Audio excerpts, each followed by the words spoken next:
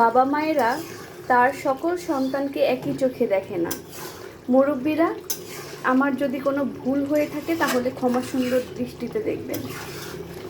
আর একটু নিজে ব্রেইন খাটিয়ে বোঝার চেষ্টা করুন যে আমার কথাটা আসলে সত্যি নাকি মিথ্যা।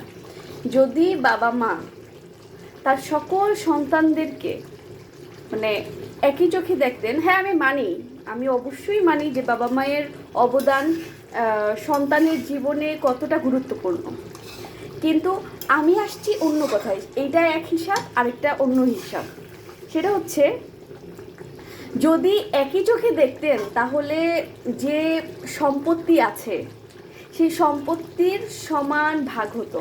কিন্তু দেখেন তো, দুইজন ছেলে সন্তান যদি কারো ঘরে থাকে তাই সমান সমান সম্পত্তির ভাগ পায় কিনা?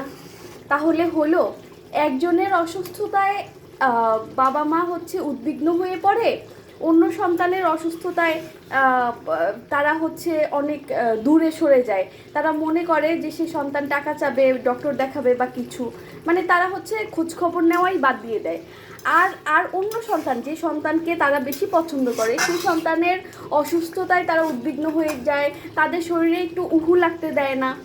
মানে যদি কোনো সন্তান রাগ করে বাসা ছেড়ে চলে যায়, মানে যে সন্তানটা তার প্রিয়, সেই বাবা মায়ের প্রিয়, তারা তাকে খোঁজার জন্য সর্বোচ্চ চেষ্টা করে। আর যে সন্তান মানে একটু একটু কম প্রিয় বা অতটা কিছু যায় আসে না, সেই সন্তান যদি রাগ করে, উল্টা আরও বাবা মা রাগ করে বসে থাকে। মানে তুই কেন রাগ হইছ আমি কিভাবে জানি, আমি কি কিছু করছি, বা দূর ও আসবেই, ও আসলে আসবে, না আসলে না আসবে, এরকমের একটা ব্যাপার স্যাপার। সো যদি কেউ বলে থাকে যে সকল বাবা মা সকল সন্তানদেরকে সমান চোখে দেখে, তাহলে এটা ভুল কথা, এইটা টোটালি ভুল কথা। আপনার সন্তান আপনার কাছ থেকে দূরে সরে যাবে, যাকে আপনি বেশ পছন্দ করেন, মানে আপনার জন্য তার, মানে বাবা মায়ের উদ্দেশ্যে বলছি, আপনার জন্য তার চোখের থেকে পানি ঝরবে, তার জন্য চোখের থেকে পানি ঝরবেই। যে সন্তানটা আপনার জন্য ভাবে বাট আপনি তার জন্য ভাবেন না, সে যদি দূরেও সরে যায় আপনার তাতে কিচ্ছু যায় আসে না।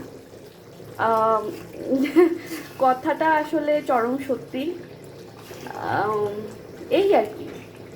আরেকটা কথা বলি, সেটা হচ্ছে অনেকে মনে করে যে বউ এসে সব সংসারটা লণ্ডভণ্ড করে দিয়ে যায়, ওলট পালট করে দিয়ে যায়, মায়া রাক্ষসী অমুক তমুক।